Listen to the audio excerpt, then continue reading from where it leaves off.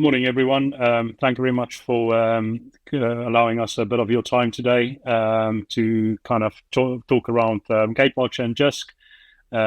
Just kind of as an agenda, we'll be doing quick introductions, followed by kind of a Gatewatch overview.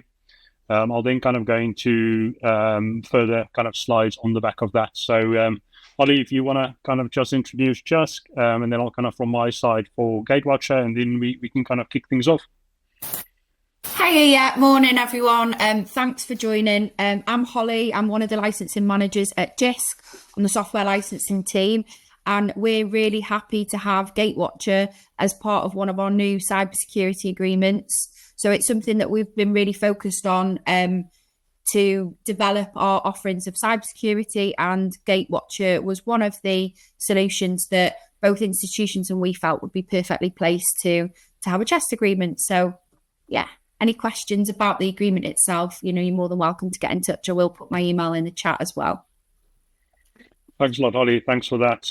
Morning, everyone. My name is Zach Van Aert. I am the account manager responsible for UK and Ireland for Gatewatcher, and then Ian Dutton is online as well, and he's the senior SE for Gatewatcher.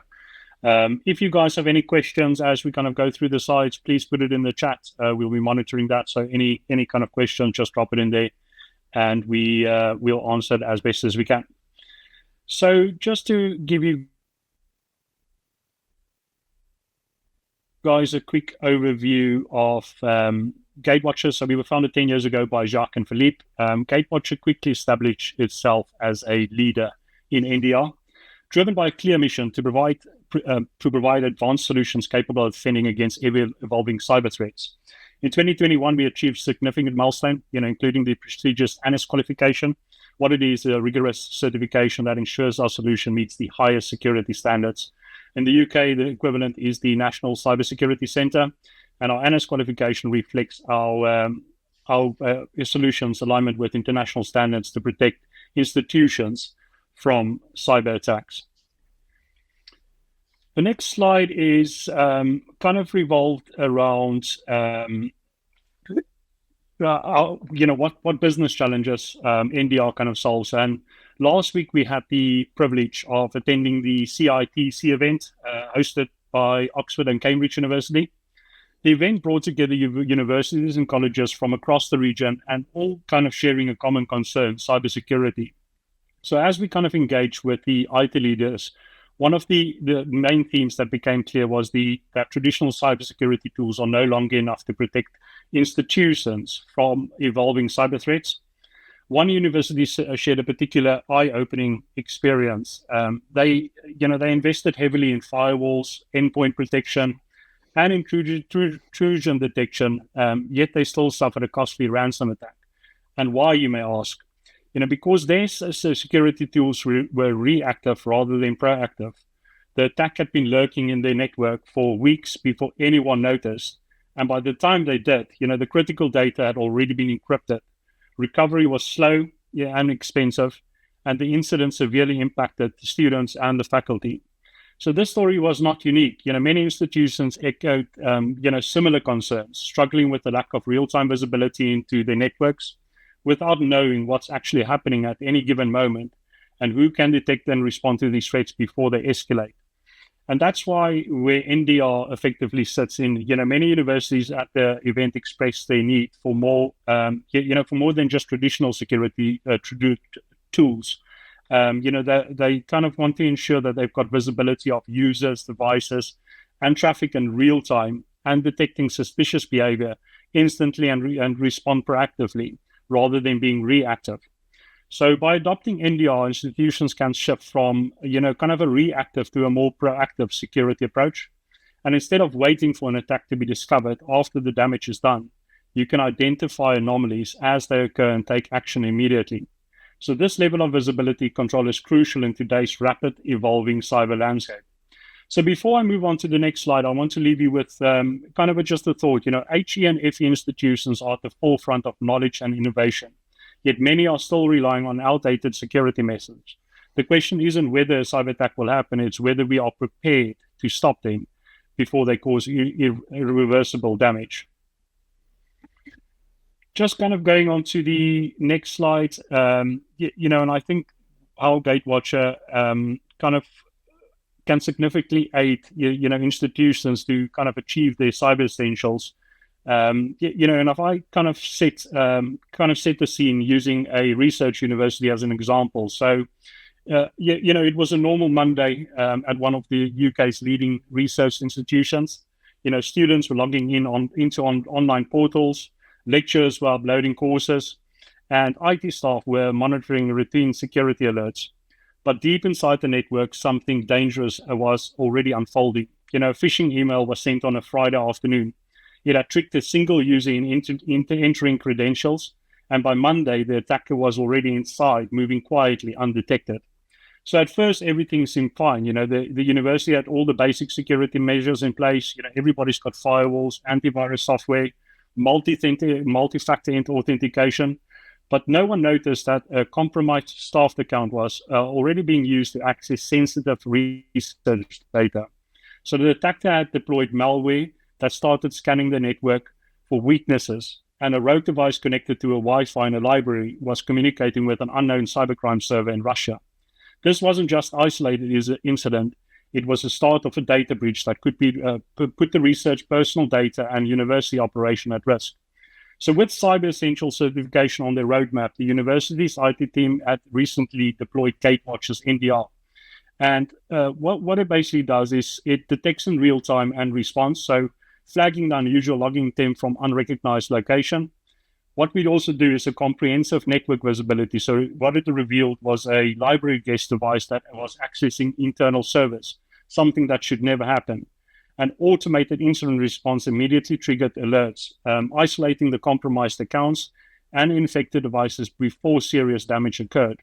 So without NDR, the attacker could have remained undetected for weeks, potentially stealing valuable research or disrupting university services. So thanks to Gatewatcher's NDR, the university not only stopped the attack in real time, but also strengthened their Cyber Essentials compliance. Here I kind of have in the slide just the Cyber Essential controls. So if we look at malware protection and firewalls, the malware was blocked before it could spread further. User access control and security configuration. So that's the unauthorized access was immediately flagged and prevented. And then the security update management, the university refined its patching processes to prevent similar attacks. And as a result, the university passed the Cyber Essentials certification with confidence. But more importantly, it proved that the network could definitely defend itself against the real-world attacks. So the story is not a fiction. It's a reality for many UK institutions. Cyber attacks are increasing across higher and further education, and traditional tools alone are no longer enough. So with the right NDR solution, universities can protect sensitive data, comply with Cyber Essentials, and prevent attacks before they cause real damage. So the question is, are you ready to make your university's network fight back? I will now pass it on to Ian just to kind of talk through the topology, and then if there's a bit more time, we'll kind of talk through the capabilities and how we kind of plug those security gaps. Over to Ian. Okay, thank you, Zach. Yes, so good morning, everybody. If you look at the Gatewatcher's NDR, we basically have two main components that make up the solution. We have the actual sensors, which are basically sat on the network, completely passive. There's no agents to deploy. All we need to do is deploy these sensors. They can be physical, they can be virtual, and they can be in your cloud environment. We deploy those across your environment. We can just have one, or you can have multiple devices, as long as we've got connectivity back to the management server. And all we're doing is, as I said, completely passively, just taking the metadata, reconstructing any files off of the network. And we do that by just plugging into normally a mirror port or tap within your environment. Mirror ports and spam ports, really easy to configure in a normal environment. If you've got a high-speed computing environment, then we can look at deploying taps, which should allow us to scale up massively. But in essence, regardless, we're just taking a copy of the traffic off your network. And then what we then do with that, we send that back to the management center. And the management center has all of the different engines that we'll look at shortly. We're not doing any baselining within your environment, so we're not learning for 2 weeks and then we're detecting anomalies off the back of that. Normally, if you tend to do that, you get lots of false positives. We're purely looking for threats within your environment. So all of the different engines that we have on the platform, and they reside locally within your infrastructure. They're basically not communicating to the outside world. So for PII, GDPR, you do not need to have concerns about that. Everything is retained locally.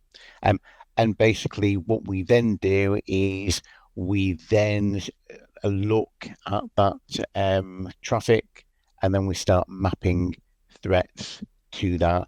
We're identifying all of your users. We're identifying all of your assets completely passively. And so we're not integrating with any third-party technologies by default. Now you may say, actually, okay, you're not sending any data to the cloud. How do you look at the latest and greatest threats out there? What we have is we have our cyber threat intelligence platform. This is a SaaS-based platform. And we have over 3,000 honeypots out there in the wild. We're seeing the attacks, we're seeing the threats that are hitting those honeypots. We're validating that information. So we correlate that information, and we push that onto our cyber threat intelligence platform.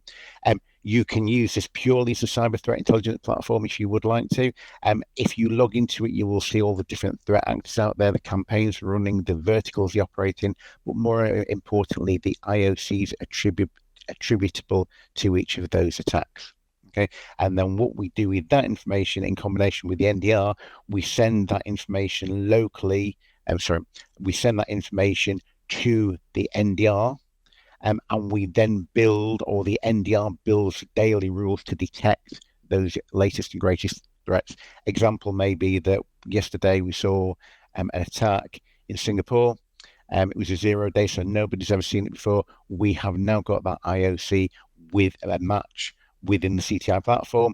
We sent that down to the NDR platform today, and we can now detect that both today and historically, if we've seen it over the past week, 2 weeks, 3 weeks, 4 weeks, a month, 2 months, etc.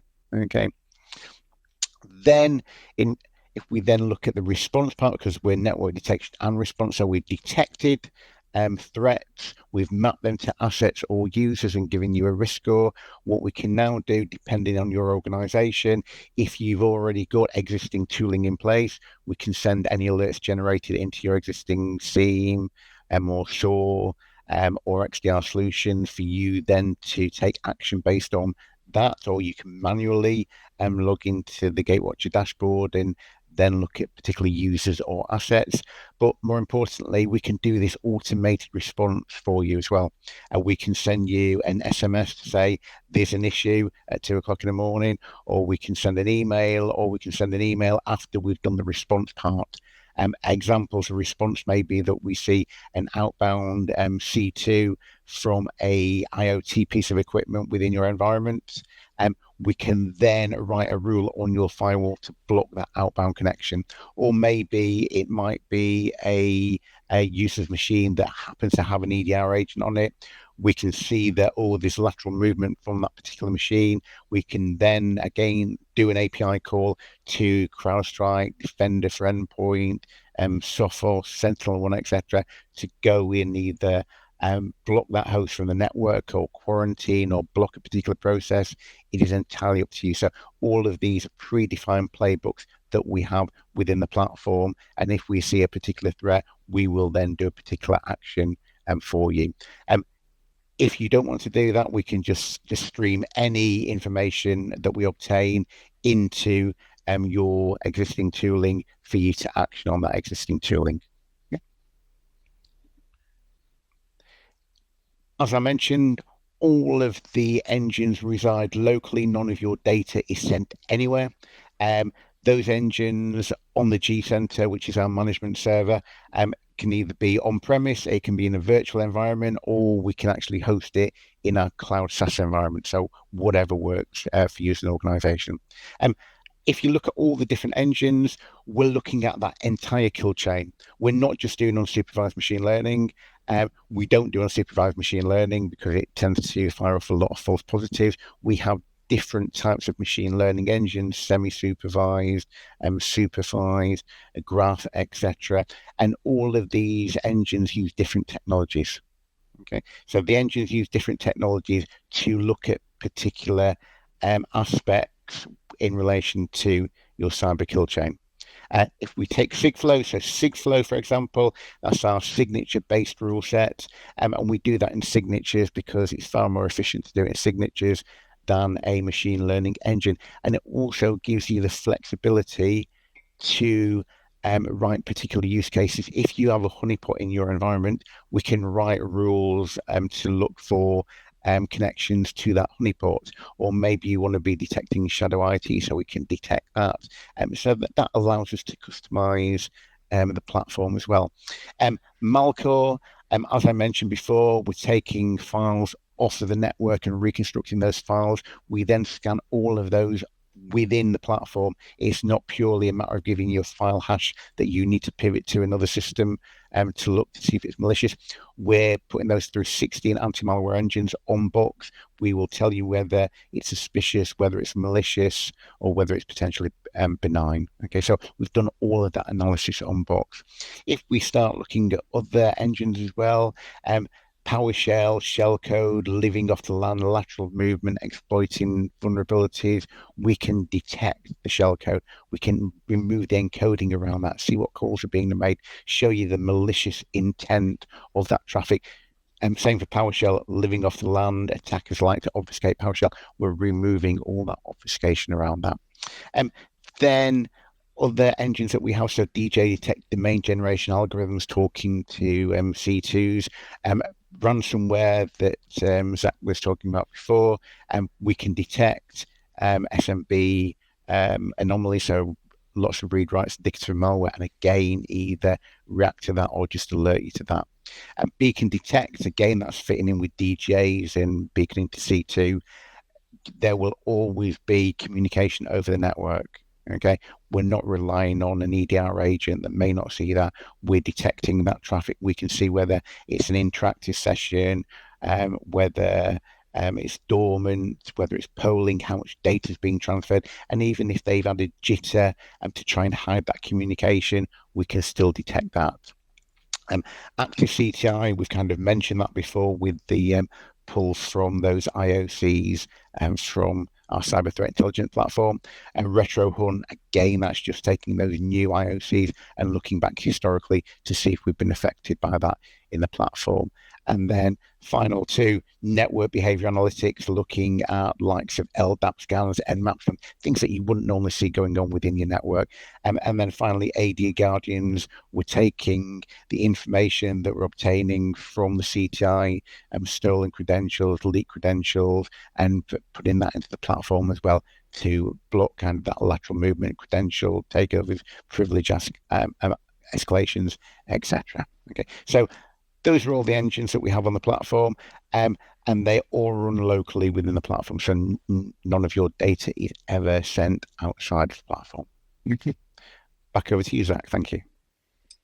Perfect. Thank you very much, Ian, for that. And I think something that has really come up over the last couple of months, especially working with institutions, is that Cyber Essentials is effectively kind of on the roadmap for many of them, and I think where NDR effectively plays that part is that the platform gives real-time threat detection, and gives you that full network level visibility with kind of that seamless integration that Ian kind of mentioned, but it kind of then comes back to the automated response and the compliance support. So really helping institutions effectively doing the tick box exercise.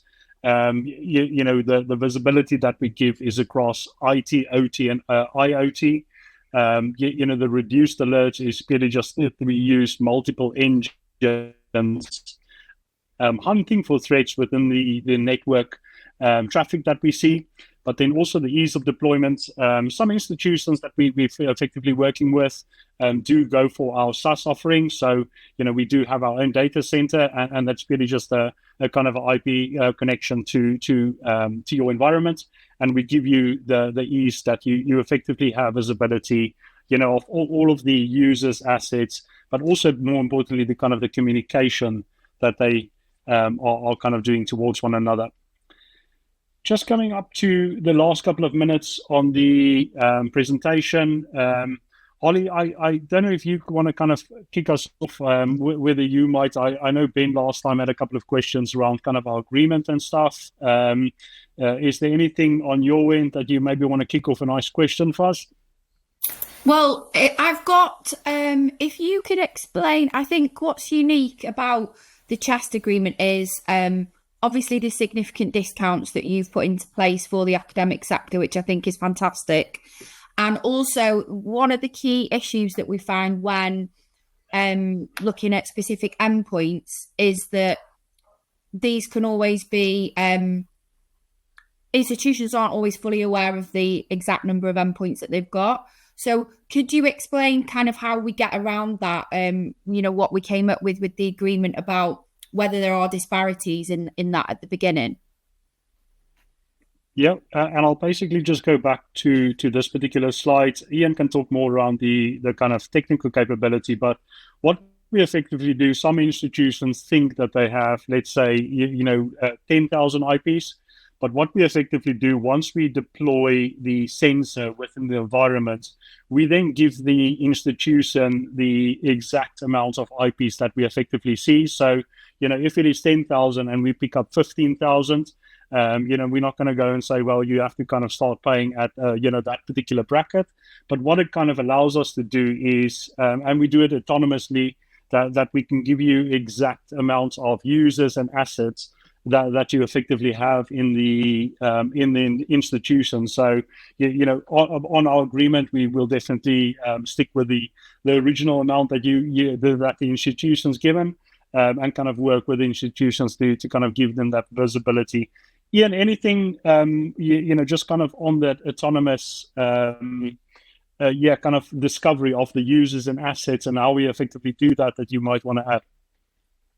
Yeah, so just in addition to that, as we said before, we're completely passive.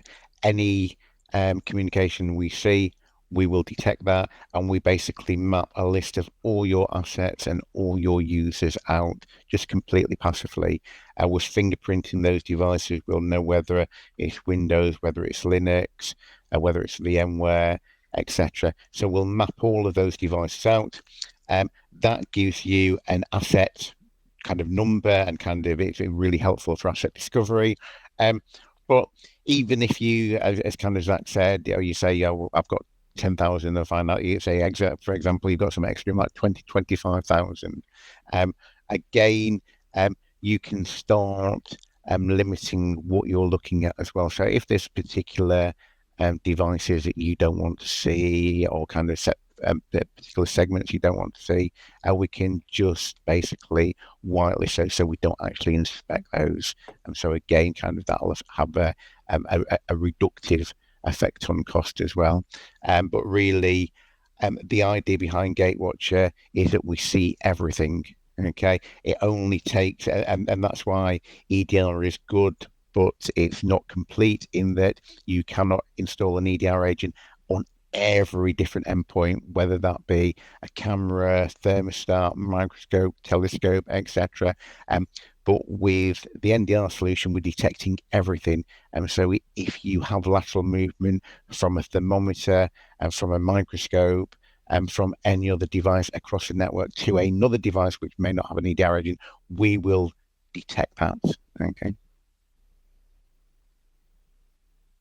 Perfect. Thank you. I've put the link as well into the link to the JISC website, so anyone can have a good look at the further information that we've got on the agreement and the pricing structure. So you just need to make sure that you're logged in to be able to see that. But the banding of the number of endpoints is we've put quite a few narrow ones in there, which makes it easier for institutions as well. You can go and have a look at those. Yeah, and I think just to add to Ollie's comment, kind of doing a proof of value, proof of concept. We do it quite regularly. There's no cost to that. So, even if you just want to kind of do a asset and user discovery, see what it's all about. We can easily deploy that. Ian and myself would be visiting your premise, or we can kind of do it online. So, just on the back of that, it's really easy to do, and especially with the ease of kind of deployment that we do, we can effectively do that as soon as you want. Perfect. I think we're coming up to the end of our session. Anything on your end that you want to add, Holly? Ian?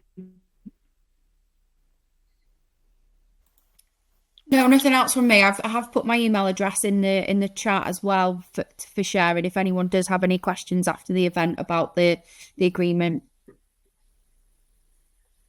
Yeah, Thank please. you so much, Holly. Yeah, I was going to say, just feel free to reach out to myself, Zach, or Holly. Perfect. Thank you very much for your time. Really appreciate it, and we look forward to hopefully engaging with you on future sessions. Thank you. Thank you. Thank you.